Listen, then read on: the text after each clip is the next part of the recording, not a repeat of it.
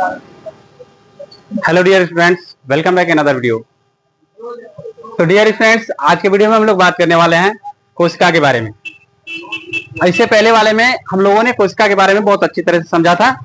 कोशिका क्या होती है, कोशिका के कितने भाग होते हैं, तो उसको एक बार फिर से हम दोबारा बताना चाहेंगे, थोड़ा समझ लीजिए। इससे पहले वाले वीडियो में हम लोगों ने देखा था कोशिका। कोशिका कहते किसे हैं, कोशिका की सबसे छोटी कोशिका, सबसे बड़ी कोशिका और सबसे लंबी कोशिका, ये सब बातें हमने किया था कि कोशिका का खोज किसने किया था, कब किया था, ये सारी बातें हो चुकी थी।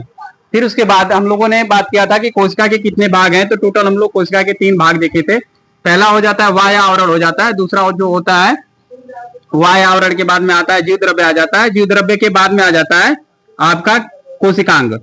कुल इतने कोशिका के भाग होते हैं। तो हमने बात किया था इतने चीज पहले वीडियो में, लेकिन उससे आगे जब बढ़ते हैं हम लोग, तो आगे हम लोगों को मिल जाता है विभिन्न जीवों में कोशिका संगठन। विभिन्न जीवों में कोशिकीय संगठन, cellular composition in different organism. Different organism मतलब विभिन्न जीवों में। कंपोजिशन, सेलुलर कंपोजिशन मतलब कि हो जाएगा कोशिकीय संगठन। अब इसमें हम लोग देखते हैं कोशिकीय संगठन में, तो कोशिकीय संगठन 2 टाइप का हो जाता है। एक कोशिकीय संगठन, दूसरा द्विकोशिकीय संगठन। एक कोशिकीय संगठन मतलब कि जिसमें केवल एक ही कोशिका पाई जाती है, और बहुकोशिकीय संगठन मतलब कि जिसमें बहुत सारी कोशिकाएं पाई जाती हैं। तो अब इसमें बहुत सारी कोशिकाएं और एक कोशिकी में हम लोग अंतर देखेंगे। अच्छा, कोशिकीय संगठन का मतलब यह समझ में आया। कोशिकीय संगठन मतलब कितना कोशिकाओं से मिलकर बना है, कितनी कोशिकाओं से मिलकर बना है। तो ये 2 तरह से हो सकता है। एक तो एक कोशिकीय संगठन। एक कोशिकीय संगठन का मतलब कि जिसमें केवल एक ही कोशिका हो, जिसमें केवल एक ही कोशिका हो, जैसे कि अमीबा। अमीबा का नाम सुने? अमीबा का कोई भी आकृति बना दें, ऐसे गोल बना देंगे, अमीबा हो जाएगी।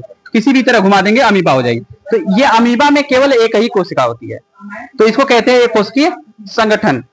अब बहुकोशिकीय संगठन का मतलब, अच्छा, इसमें यूग्लिना भी हो जाती है, पैरामीशियम भी हो जाता है, बहुत सारे आते हैं। जैसे कि एग्जांपल में हमने लिखा अमीबा, पैरामीशियम, बैक्टीरिया, क्लेमाइडोमोनास, ये सब आते हैं एक कोशिकीय संगठन में।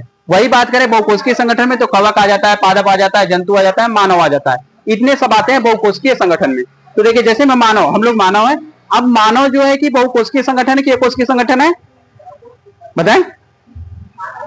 हाँ, गुड, बहुकोशिकीय संगठन है। क्या है? बहुकोशिकीय संगठन है। अब बहुकोशिकीय संगठन कैसे है? हम लोगों में बहुत सारी कोशिकाएं मिलकर एक ऊतक का निर्माण करती हैं।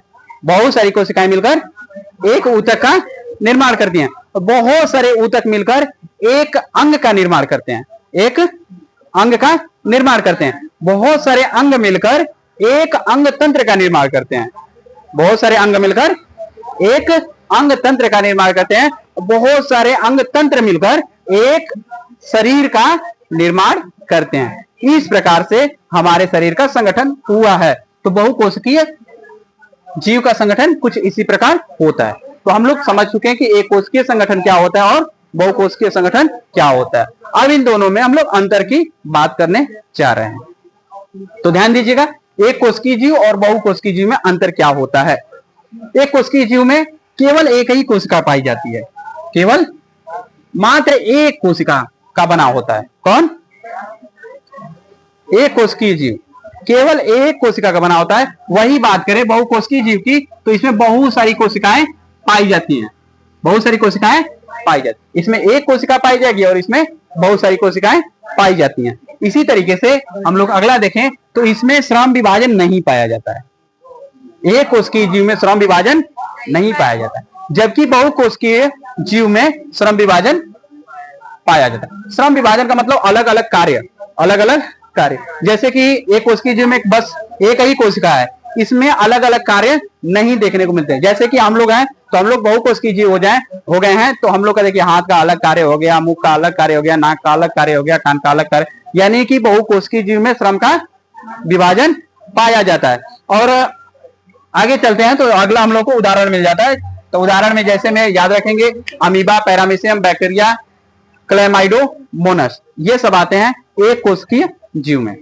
और बहुकोशिकीय जीव की बात करें, तो बहुकोशिकीय जीव में कवक, पादप, जंतु, मानव आदि, ये सब आ जाएंगे बहुकोशिकीय जीव। तो इस तरीके से आप देख रहे हैं कोशिकीय संगठन एक कोशिकीय संगठन होता है, बहुकोशिकीय संगठन होता है। इसी तरह से एक कोशिकीय जीव और बहुकोशिकीय जीव में अंतर कुछ देखने को आपको मिला। अब आगे आते हैं, तो आगे हम लोगों को मिल जाएगा देखने को कोशिका के आकार और आकृति, कोशिकाओं के आकार और आकृति, size and shape of cell. इसमें देखते हैं कोशिका के आकार को। तो कोशिका का जो आकार होता है 0.5 से लेकर 20 माइक्रोमीटर तक होता है। 0.5 माइक्रोमीटर से लेकर 20 माइक्रोमीटर तक होता है। 1 माइक्रोमीटर बराबर, नोट कर लेंगे, 1 माइक्रोमीटर बराबर होता है 10 के घाते -6 मीटर। 10 के घात -6 मीटर। 1 माइक्रोमीटर बराबर 10 के घात -6 मीटर। इसको याद रखेंगे, ये एग्जाम में बहुत ज्यादा पूछ लिया जाता है। आगे बढ़ते हैं, तो ये हो गया हम लोग का कोशिका का आकार। अब आकृति की बात करें, आकृति मतलब इसका चित्र कैसा होता है। तो इसका चित्र बहुत आकृतियों, बहुत सारे आकार का पाया जाता है, जैसे में बेलनाकार हो जाएगा, भालाकार हो जाएगा, अनेक तरह का पाया जाता है। लेकिन इसमें हम कुछ इंपॉर्टेंट लिख दिया, स्तनधारी जीवों में जो हृदय का पेशीय कोशिका होती है वो ताराकार होती है। मानव के हृदय का पेशी कैसी होती है? ताराकार कोशिकाओं से मिलकर बनी होती है। आरबीसी जो देखते हैं, रेड ब्लड कारपोरेट, तो लाल रक्त कणिकाएं जो हैं वो उसका आकार कैसा होता है? द्विउत्तल। उसी प्रकार से मानव का शुक्राणु की आकृति कैसी हो जाती है? इसका आकृति बहुत तरीके से बनाई जा सकती है, जैसा कि हम आप लोगों को दिखाए थे बनाकर, कुछ ऐसा गोल बना दिए थे, इसमें बना दिए थे कोशिकांग। इस तरीके से भी हो सकता है। अब पौधों का यदि बनाना हो तो इसी में ऐसे खास देंगे, ये बन जाएगा। कुछ अलग तरीके से खींच सकते हैं, ऐसे भी हो सकता है। यानी कि विभिन्न आकृतियों में कोशिका की आकृति पाई जाती है। लेकिन मेन इंपॉर्टेंट यही है, ताराकार किसका होता है, द्विउत्तल किसका होता है और भालाकार किसकी आकृति होती है। इसको याद रखेंगे, बहुत जरूरी है। इस वीडियो में बस इतना ही रखेंगे। आई होप समझ में आया होगा। आपको वीडियो कैसी लगी कमेंट के माध्यम से जरूर बताएं। यदि पसंद आई हो तो लाइक शेयर अवश्य करें। तो thank you for watching this video.